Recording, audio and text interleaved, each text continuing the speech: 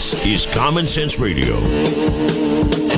Straightforward and no excuses. All right. Come on now. This is the Steve Gruber Show.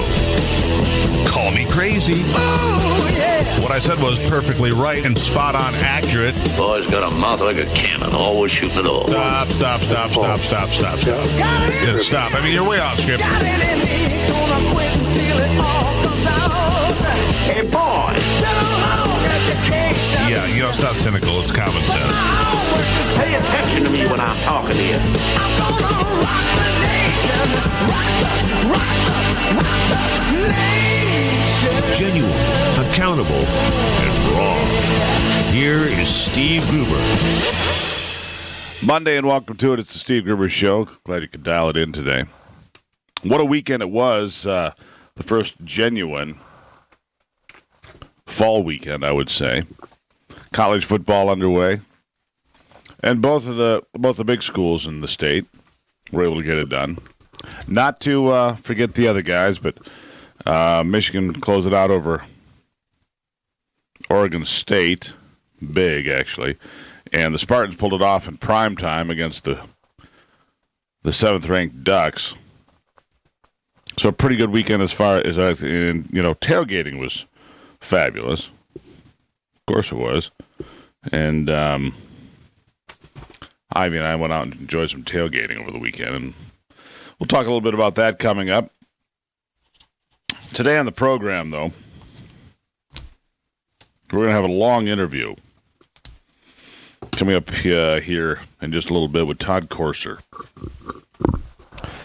Todd Courser, the former Michigan State rep, who says he won't rule out the possibility of running again. So he won't rule out the possibility of running for office again. During an interview with me, he said that despite the ugly sex scandal allegations, he would not dismiss the idea of running again. He said he'd take a lot of time and prayer, and he'd cross that bridge when he got there. But yeah, you'll hear that coming up. In-depth interview with Todd Courser on where he goes from here. Big week for Michigan Republicans. It's a big week for Michigan Republicans, as many of those running for president will gather on Mackinac Island beginning Friday and spending time throughout the weekend. The Republican leadership conference going on Mackinac Island. But one of the folks who won't be there will be Wisconsin Governor Scott Walker. Walker has pulled out. His poll numbers are tanking. Nobody has paid the price for the success of Donald Trump like Scott Walker. Scott Walker was number one in a lot of polls here just a few weeks ago. Now, some polls he's fallen as far as 10th place.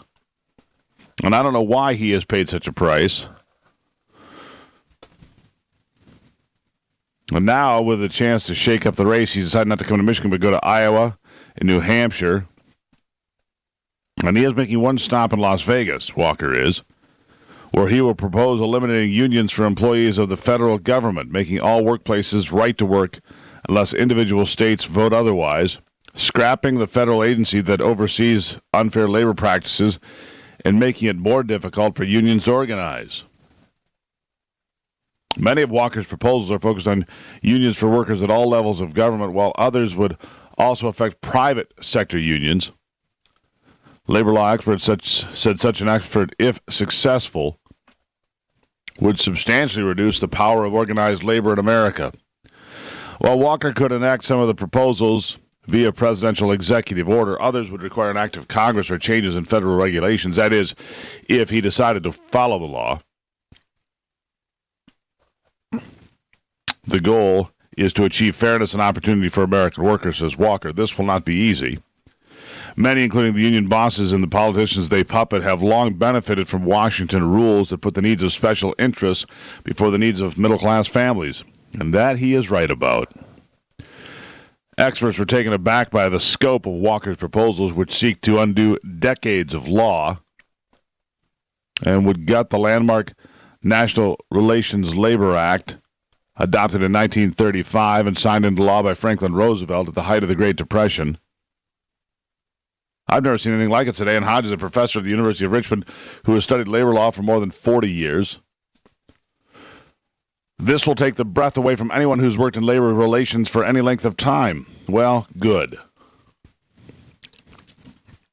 I doubt that it'll go anywhere, I'm going to tell you that, but it's about time somebody took on the big labor unions. Yes. It's time for somebody to take on the big labor unions. Walker's plan also calls for prohibiting automatic withdrawal of union dues to be used for political purposes and forbidding union organizers to access employees' personal information, such as their phone numbers. Walker rose to national prominence back in 2011 when, just 6 weeks after taking office as governor, he proposed effectively ending collective bargaining for most public workers in Wisconsin.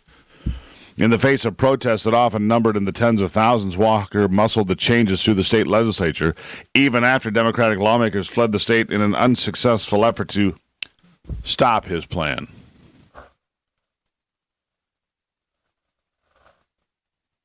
And you may remember they pulled a recall on him at that point.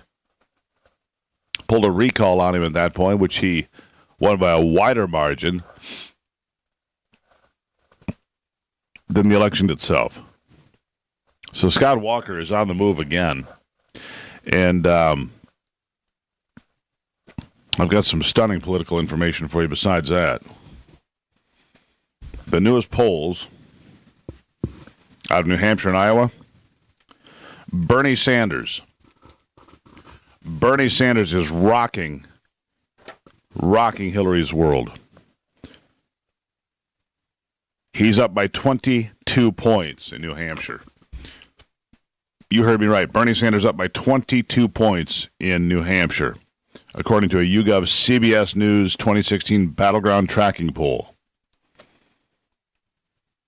Clinton remains ahead in South Carolina, but Joe Biden making a strong showing there. The new poll finds Senator Sanders with 52% support among Democratic primary voters in New Hampshire. The key here is that they're Democratic primary voters. These are the folks that are going to select the next president. Clinton, long considered the front runner for the nomination, receives just 30% of the vote. Recent polling has shown Sanders' lead growing in the Granite State, but this would be the first to show him over 50%. And come on, 22 points ahead of Hillary Clinton? Yeah. Possibly more worry for the Clinton campaign is her performance in Iowa, where Sanders now leads by 10 points, 43% to 33% in Iowa. Vice President Joe Biden, who is rumored to be considering a run for the White House, receives only 10% support from Democrats in Iowa and 9% in New Hampshire.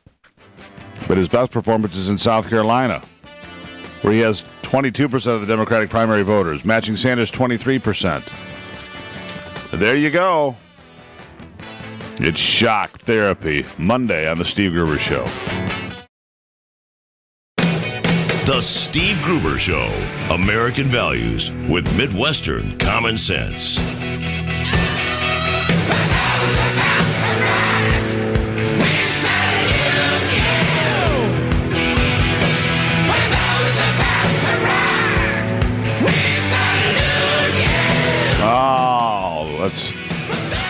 If only we were just more like California.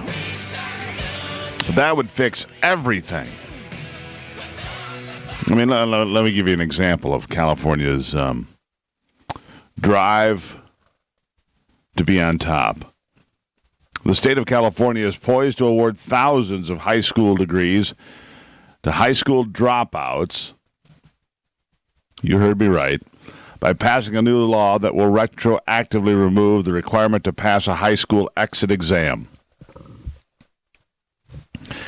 The California High School Exit Exam was created in 2004, intended to make sure that students had a basic understanding of English and mathematics before being awarded a high school diploma, and to counter the phenomenon of students receiving passing grades while learning nothing.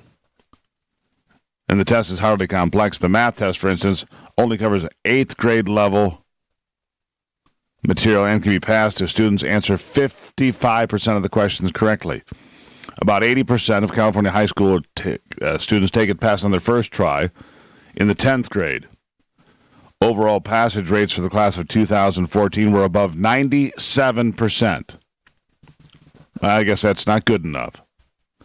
Because a bill passed Thursday by the California legislature, which Governor Jerry Smoke the Weed Brown is expected to sign, suspends the exam through 2018, while also retroactively suspending it back to 2004. That means thousands of kids who can't read and write, can't do basic 8th grade math even about half of the time, will be given high school diplomas. 40,000 people will become high school graduates even though they never bothered to learn to read or write or do basic math.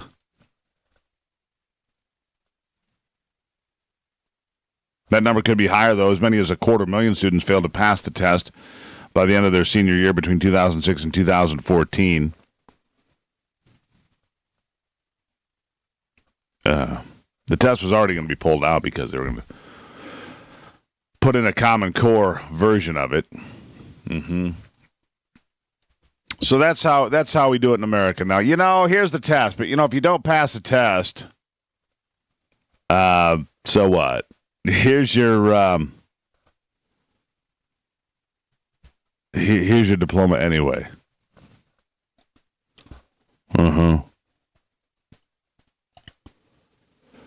So there you go. In California, you can go ahead and get your diploma, whether you just stand there and drool on yourself. I guess that'll be good enough. Good job, Johnny. Hope you feel good, because we certainly didn't want to hurt your feelings. Now run along, Johnny. It's all good.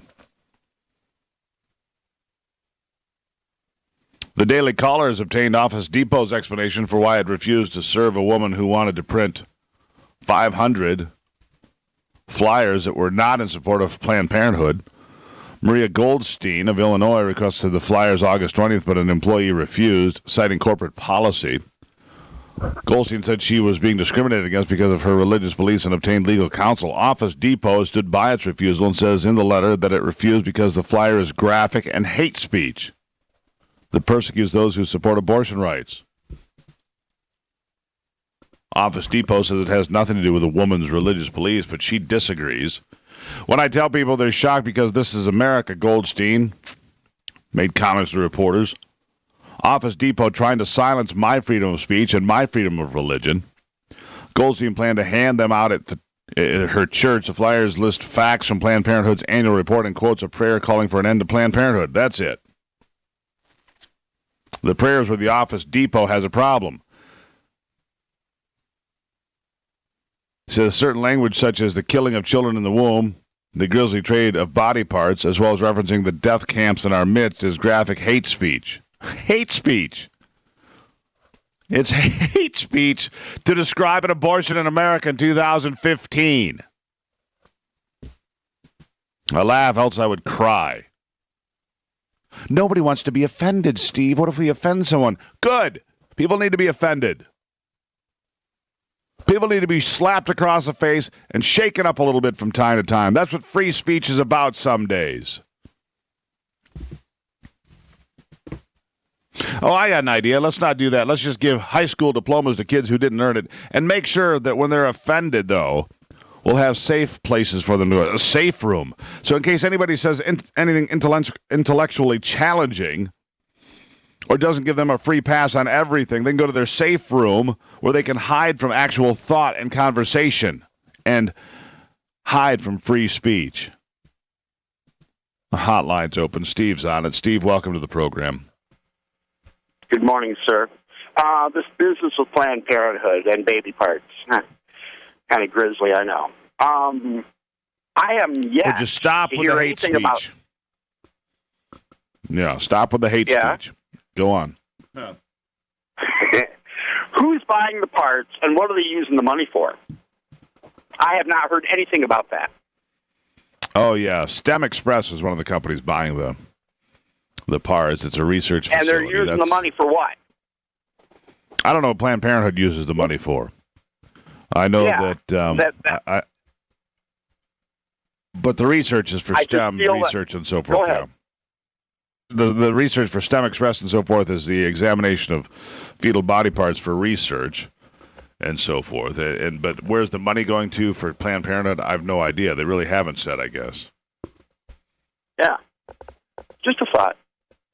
Yeah. Appreciate that. Anyway. Appreciate you checking in. Thank you very much for your time, sir. Always. It's Monday here on the program. The phone number that Stevie just picked up and called is 888-900-9966. That's 888-900-9966. You can join the conversation as well. You can check out more at stevegruber.com, where you can also click the Listen Live button, and guess what? You can, that's right, listen live. Well done. There's also the podcast button where you can click and listen to the interviews from days gone by. Straight ahead today, Todd Courser is going to join me here in the program. This is an interview you don't want to miss. Trust me. Through the looking glass we go with Todd Courser straight ahead on the Steve Gruber Show.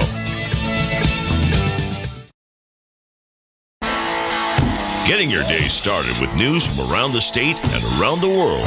Common Sense Radio. This is the Steve Gruber Show.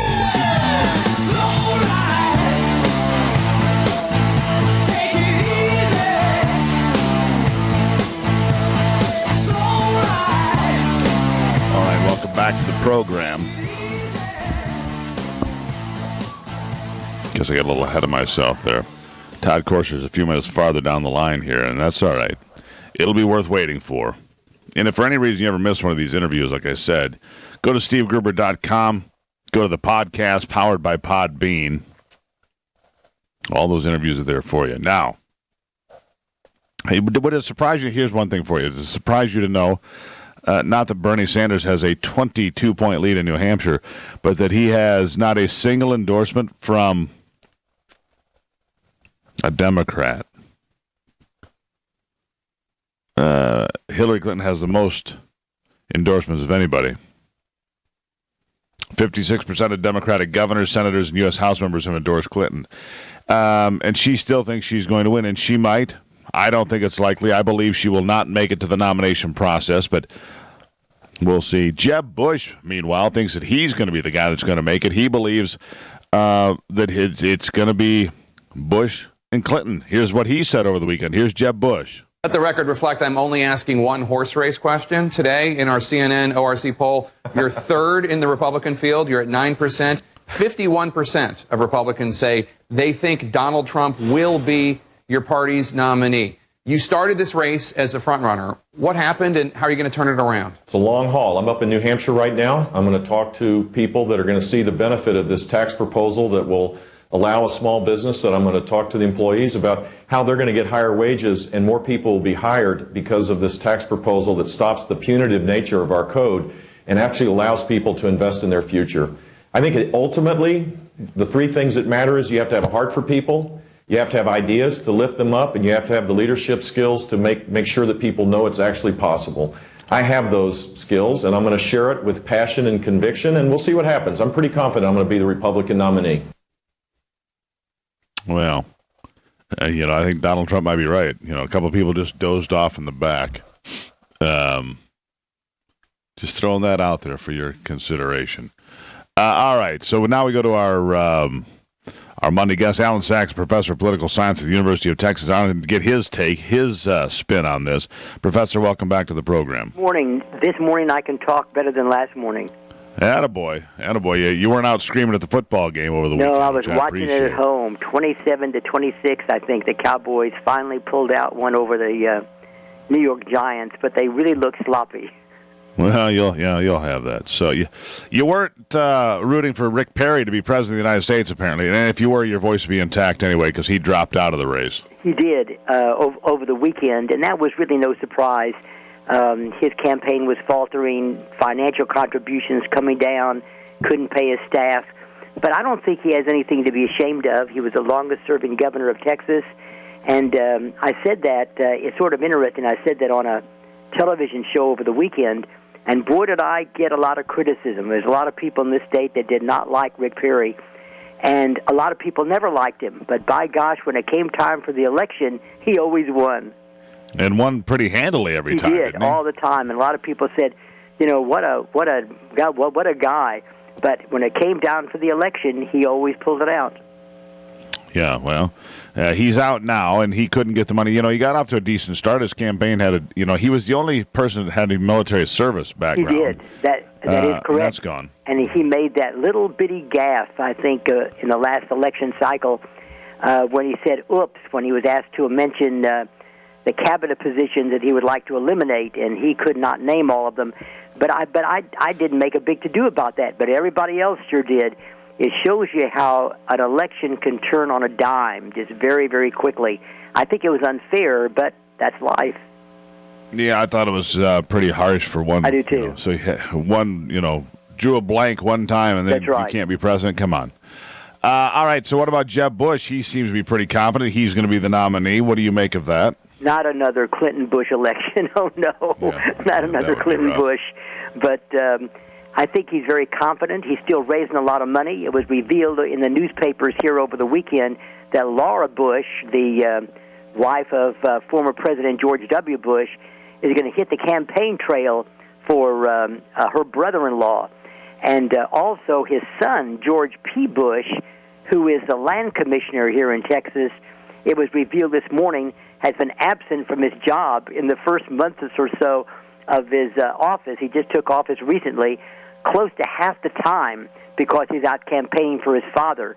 And, of course, everybody said that was not going to happen, that everybody was going to do their own thing and they were not going to be out campaigning for Jeb Bush, but it looks like they've changed their tune quite a bit. But I think that Donald Trump is going to really unload on Jeb Bush in the days to come. And we've got a debate this week. See how Jeb Bush replies. Yeah, we've got a debate this week, so it's a chance for the candidates to reload and re-aim. Of course, Carly will be on the stage this time around. I had a chance to talk to her at length, Thursday of this past week. She was on the program here for half an hour. And I've got to be honest with you. I think that she is sharp. Her answers are she's not afraid to take any question. It's not scripted. I had somebody actually send me a note after the Carly Fiorina thing. So was that a scripted interview? And I'm like, no, we don't do scripted interviews here. But, okay. Was she that good is what I'm wondering? And the answer was yes. Yeah. Yeah, she is excellent. I think she can answer questions well, and she's one of the few candidates that really goes after Hillary Clinton. And she does it in a very, very methodical way. And it'll be interesting to see. I think that the big debate is Wednesday of this week if she does that again. But I agree. I think she's very articulate, and I think Donald Trump was way out of bounds when he attacked her for her looks. And he's just got to rein it in a little bit, and he may be okay. But Carly Fiorina, I think, will be very, very strong on Wednesday night, and she knows her stuff, no question about that. And when a lot of my students say they want a woman as president because it's going to make history, I would turn to them and say, oh, you mean Carly Fiorina? And, of course, they say, no, Hillary. I said, oh, my God. So what's the difference? You want a woman to be president? What's wrong with Carly? Why don't you ask him? Because, these folks don't know the difference of policy. This is a strange thing on college campuses, not only among women, but also about the African-American community. Unless you're a liberal, you're not really a female candidate. If you're not liberal, you're not really a black candidate. It is a strange, bizarre kind of politics that we see being played out in the country for many, many years now. Yeah, you're not woman enough or black enough or anything enough unless you're a liberal, which is bizarre. And I actually had a conversation with a longtime Democratic voter, probably never voted for a Republican in his life over the weekend, and said, well, what has Hillary done? Well, she's traveled all over the world. And I'm like, so what? So have I. I've traveled all over the world too, but I'm not ready to be I'm not ready to be president of the United States. Yeah, well, she's been all over. She knows all these people. And I'm like, really, that was the answer. She left a trail of destruction, I think, behind her. And Carly Fiorina, I think, can speak to that very, very well with the massive refugees pouring into Europe over the weekend, and it's going to continue for weeks to come. Yeah, all right. Now hold that thought, Professor. Now when we come back, I want to touch on some things. A big Republican get-together coming up starting Friday this week here in Michigan. Scott Walker will not be among them. We'll talk about that with the professor when we come back right here on the Steve Gruber Show. It's Monday.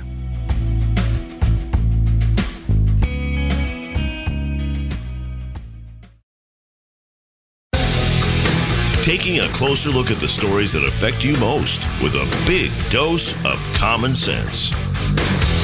Say your prayers, it's so long. Don't forget, my son, to include everyone. All right, we'll get to the Governor Walker thing here in just a moment, but as he has decided not to come to the Republican Leadership Conference being held on Mackinac Island, I'll be up there. We'll be broadcasting live there at the end of the week. But a lot of folks are going to be there. Carly's going to be there, and Ted Cruz is going to be there. Jeb's going to be there. John Kasich will be there. So a big turnout and big candidates. But Scott Walker won't be there. We'll talk about that in a second. But first, let's go back to the shock poll that I gave you off the top of the show. Bernie Sanders with a 22-point lead among likely Democratic primary voters in the state of New Hampshire. The Granite State falling on Hillary's head like a chunk of stone, that's for sure. 22-point lead. In fact, let's. I think we've got some Bernie Sanders comments about why he thinks he's leading. Roll it.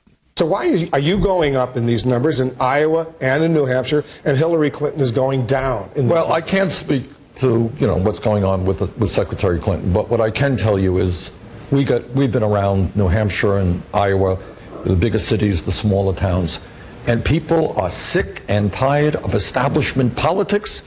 They're sick and tired of establishment economics. They don't want to see billionaires getting more tax breaks and cuts to Social Security, which is what many of my Republican colleagues are proposing. And by the way, don't get upset with me here. They're getting tired of establishment media. They would rather see serious discussion about serious issues rather than so much of what we see. What's the biggest difference between you and Joe Biden? Joe is not in the race. I don't want to speculate about Joe, but I will tell you the differences between the secretary and myself. I voted against the war in Iraq. I believe over a period of years we should raise the minimum wage to $15 an hour. I believe we should reestablish Glass-Steagall to start breaking up these large financial institutions on Wall Street. I am very opposed to our current trade policies and helping to lead the effort against the Trans-Pacific Partnership. The Secretary has not made a decision on that.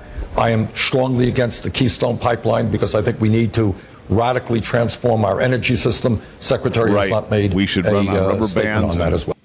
Yeah, we should run on rubber bands and pixie dust and rainbows. That's the way America should run, Bernie. Pixie dust and rainbows. Everybody get on your unicorn and ride to work now. All right.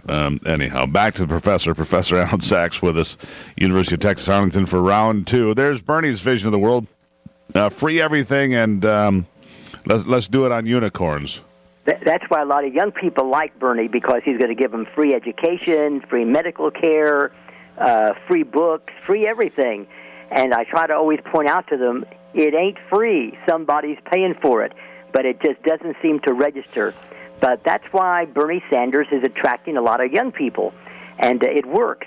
Also, the issue of socialism in American politics is not new, as you well know. It goes back well over 100 years in this country. Names like Norman Thomas and Eugene Debs. There's a lot of this socialist rhetoric that has been around in America a long time. In fact, probably much greater years ago than today. But he still strikes that chord, and it's interesting because he does seem, in a very slight way, to go after Hillary Clinton as sort of a big Wall Street kind of a candidate, and she is, of course. It'll be interesting to see if he ups that rhetoric quite a bit, not only against the Republicans, but also against somebody like Hillary Clinton as well. Well, absolutely. You know, you look at Hillary Clinton, she has more money from Wall Street than any other candidate. That's by right. far. She lives with them. I mean, she lives I've always amongst thought them. it's so strange that the American public allows somebody like Hillary Clinton to get away with it, that she beats up on the very people that she accepts money from and runs around with. You know, I don't like those hedge funds, but by gosh, I take money from them. I don't like Wall Street, but I'm there all the time. But I think we're going to see Bill Clinton, the former president, campaigning with her a lot more, because she's in political trouble, and he's going to try to get her out of that particular political side road if he possibly can. So I think we're going to see President Clinton campaigning a lot more for his wife in the days and weeks to come. Yeah, and if she doesn't win and doesn't become the nominee, you'll never see Bill Clinton standing next to Hillary Clinton ever again. You are right.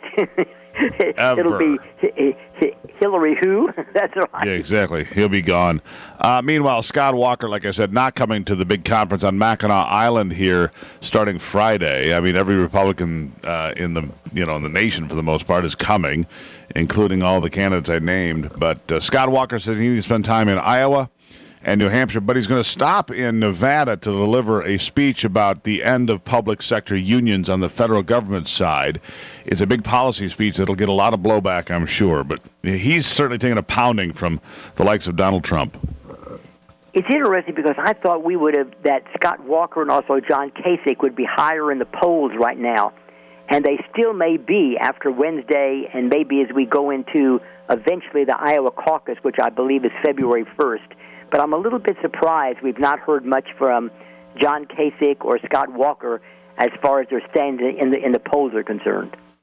Yeah, I guess we're going to find out. But I'm surprised Scott Walker. He's gone from being from the front runner to some polls as low as 10th place now. Right. As low as 10th place. I mean, he's collapsed. I'm really surprised at that. But I'm looking forward to the debate. And my eyes are going to be on Carly Fiorina, as we discussed earlier, perhaps more than almost anybody else. Ben Carson, Carly Fiorina, Donald Trump seem to be the headliners so far in the Republican race for the nomination. And it'll be interesting to see how they operate. I'm surprised that the Democrats are not pilloried more for their lack of debates. This is going to be the second Republican debate, and the Democrats are not going to have any until about the middle part of October. And I think that ought to be talked about by the Republicans as well. Well, I don't disagree with that. Yeah, the Democrats are going to have almost no debate. Debbie Wasserman-Schultz doing her level best to protect Hillary Clinton. Professor, always a pleasure. Glad your voice is back in good shape. It's Monday here on the Steve Gruber Show. Still to come today. Don't miss it. The Todd Corser interview, unlike anything else you'll hear from Todd Corser, the former state rep. All straight ahead on the Steve Gruber Show.